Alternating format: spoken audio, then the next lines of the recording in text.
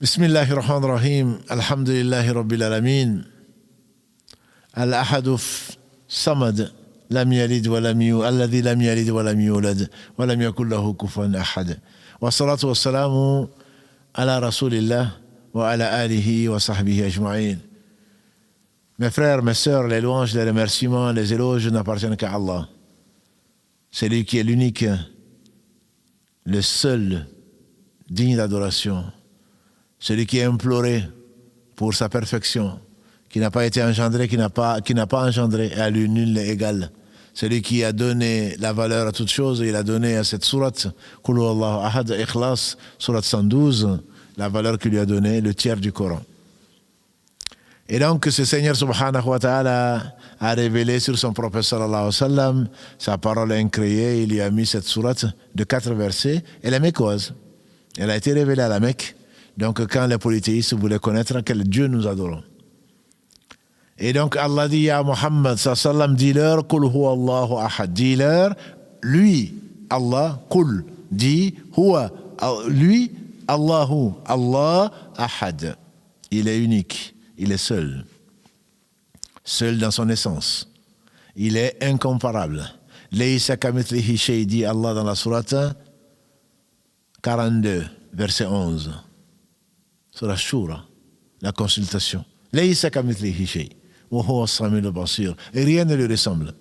Il est celui qui est as-sami', l'oyant et le voyant. Parfaitement, subhanahu wa ta'ala.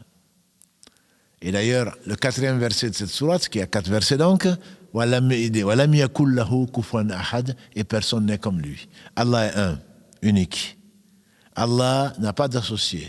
Allah n'a pas d'opposé. Allah n'a pas d'égal. Allah n'a pas de semblable. C'est pour cela que l'on dit La ilaha illallah. Il y a peu d'être digne d'adoration, si ce n'est Allah subhanahu wa ta'ala, le parfait.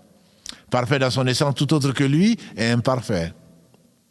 Allah, c'est le subsistant par lui-même. Il dit Allahu ahad, c'est-à-dire Allah n'a pas d'associé, ni d'assistant, ni quoi que ce soit, il est seul et unique.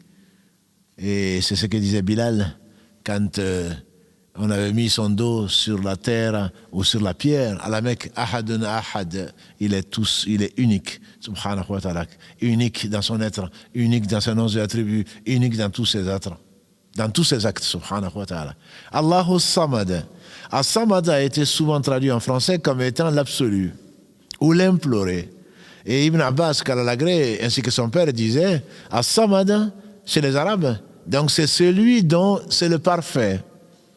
C'est le parfait dans sa science, c'est le parfait dans son être, c'est le parfait dans sa générosité, c'est le parfait dans sa miséricorde. Donc As-Samad, c'est l'absolu on traduit, ou le parfait, l'implorer, et tout autre que lui doit l'implorer alors que lui n'a besoin de rien. C'est différent de Qayyum, tout subsiste par lui. Mais là, As-Samad, les Arabes disaient As-Samad, c'est ce qui n'a pas de défaut, plutôt ce qui n'a pas de creux, qui n'a pas de vide. Et on peut revenir à ça en disant que c'est celui qui est parfait.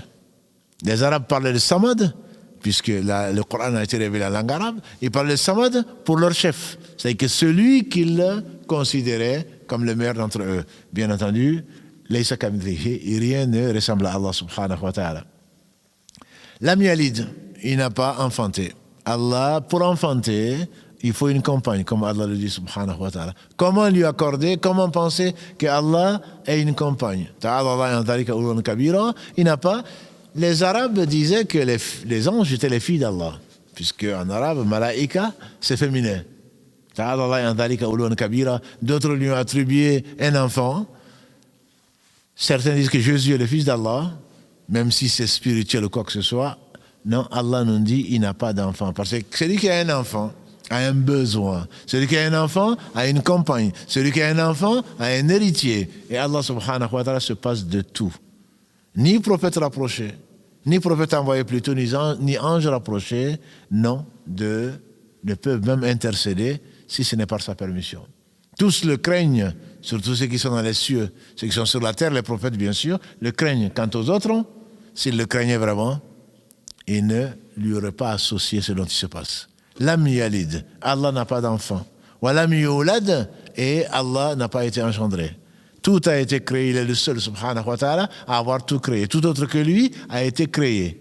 Et donc, Allah n'a pas été créé. Le prophète nous dit, Satan ne cessera pas de vous demander qui a créé ceci, qui a créé cela. Tu répondras, c'est Allah. Et ensuite, tu vas te demander qui a créé Allah. Tu dis, je crois en Allah.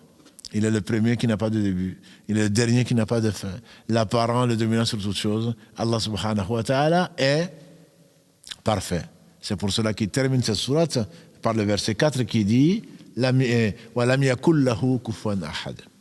Cela met fin à tout débat avec Satan, avec les satans humains, avec les satans djinns. Allah, rien ne lui est égal, rien ne lui est semblable. On a commencé par ça, ahad, et on finit par وَلَمْ يَكُنْ لَهُ كُفُوًا أَحَدٌ. Tout ce à quoi tu penses, ce n'est pas Allah. Donc il faudrait ça le garder. C'est l'une des sagesses pour lesquelles le prophète sallallahu alayhi wa sallam le priait souvent avec cette sourate-là, bien qu'elle soit courte. Elle est riche, ô combien riche. Il priait, il utilisait souvent cette sourate qu'on appelle la sourate al-Ikhlas, la pureté, pureté de la foi, pureté du dogme. Lui, Allah, il est un, il est unique. Allah, il est l'imploré pour tout ce que l'on désire. Il n'a pas été enfanté, il n'a pas enfanté, et à lui, nul n'est égal, subhanahu wa ta'ala. Cette sourate vaut donc le tiers du Coran, comme on l'a dit, et cette sourate, celui qui la récite souvent, on espère que Allah subhanahu wa ta'ala va ouvrir son cœur à accorder cette lumière qui lui permet de connaître son Seigneur. Son Seigneur, c'est celui qui ne ressemble à rien, celui à qui rien ne ressemble, et celui à qui on ne peut comparer absolument rien du tout.